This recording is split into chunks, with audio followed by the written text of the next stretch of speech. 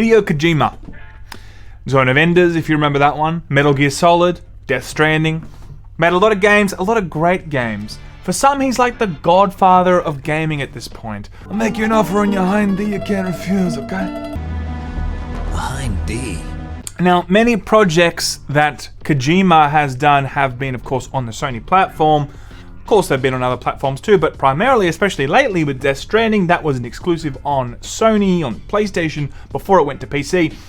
But what if the next actual game that that Kojima makes is actually going to be on Xbox? Not only on Xbox, but an exclusive on Xbox. That's maybe on the cards now from the latest information that we received only 2 hours ago. Let's get into it. There's a lot to cover. All this and more after the drop.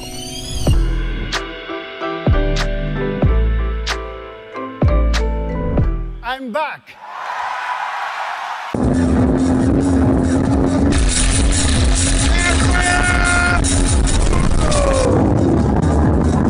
Okay, so where do we start? Hideo Kojima, everyone pretty much knows him. If you don't know him, he's the creator of Metal Gear Solid. Gone on since then to, of course, create Death Stranding. Very divisive game. Some people didn't love it, some people absolutely adore it. I definitely think it was one of the greatest games I played in 2019. Extremely daring, a lot of AAA cookie cutter crap, but that particular game had some guts and it took some risks, and that's why I love it so much. But hey, you may not love it, that's okay. But a lot of us do like it because of those reasons.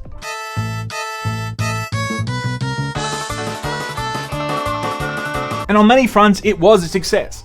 On the PlayStation Network, the game had reached an estimated total of 3 million players, including an estimated 390,000 monthly active users as of April 2020. According to SuperData Research estimates, Death Stranding sold 477,000 digital copies in its first month on Steam. Death Stranding was a big sales success on PC. A new financial report reveals that Death Stranding was a huge hit on PC, pulling in millions of euros since its debut last July.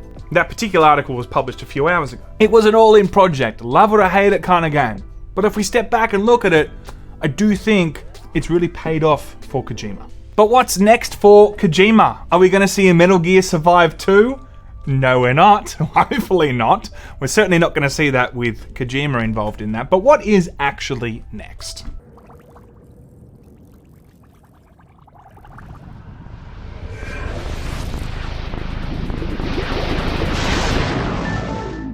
Now, I only saw this earlier that some people were speculating that the new Abandoned game that's coming to PS5, a lot of people thought that was an exclusive, secret Kojima game that was being made under the umbrella of a small studio called Blue Box Games. One of the reasons people believed Abandoned is from Kojima is because it's so difficult to find a lot of information on Blue Box Games.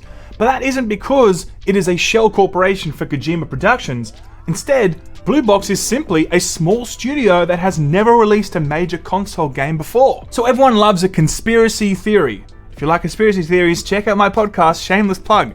But aside from that, the recent trailer that came out today for Abandoned on PS5, for a lot of people now is showing them that Kojima is actually not included in this and has nothing to do with this. But off the back of that, it has been revealed that allegedly, Xbox and Kojima are in talks to work on a project together.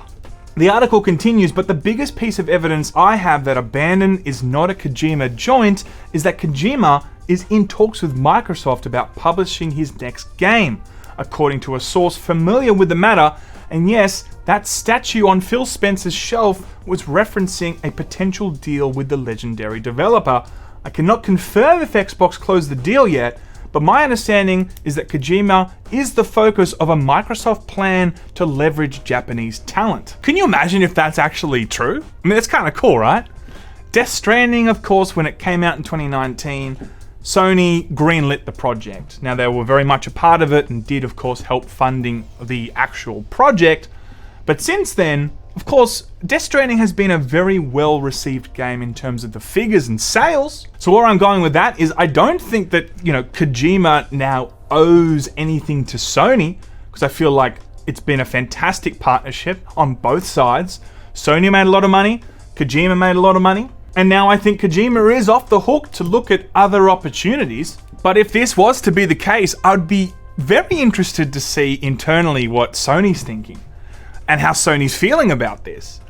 You know, some could say that Kojima was able to really get back into the game in a big way because Sony greenlit the project, didn't ask many questions, and just handed over the keys to the castle, as they've said, and he could do whatever he want with it. The trust that Sony had was, of course, a very instrumental part of making the game that we have now enjoyed, which is Death Stranding. And I still think it's an amazing game, and without that kind of freedom, we may have not seen the type of game that we ended up with. And on top of that, Kojima also said after the release of Death Stranding, he didn't really need funding from anybody for his next game, which also makes his ability to choose a lot more free on his end. We surpassed the amount we needed to make a profit, so I think it's sold well enough to be called a success. Recoupment of development costs included, said Kojima. We'll release the PC version soon and have already secured enough profit to prepare for what's next, so there's no need to worry. So he doesn't need the money, right? But we know that Xbox desperately needs IP. We know it, Xbox knows it, Kojima knows it, right? Now, we know they've gone on a spending spree recently. They bought Bethesda and a host of other studios to try and bolster up the offering of the IPs that they do have on Xbox. So any opportunity that Xbox has to try and get Kojima to make a game for them, especially if it is going to be an exclusive game, I feel like, and yes, we're assuming here, that they would do anything they can and potentially pay whatever they need to pay to try and get Kojima on board. Another question is, could Kojima be working on a game for Sony and a game for Xbox?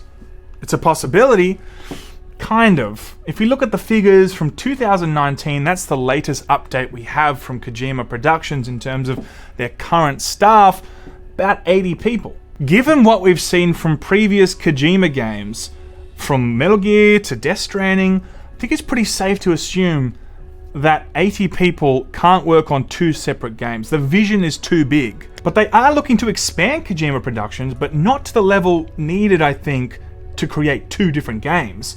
Kojima Productions confirmed in October 2020 that it was staffing up for a new game project. The Death Stranding developer said at the time it was seeking the best-in-class talent to fill 25 open positions at its Tokyo studio.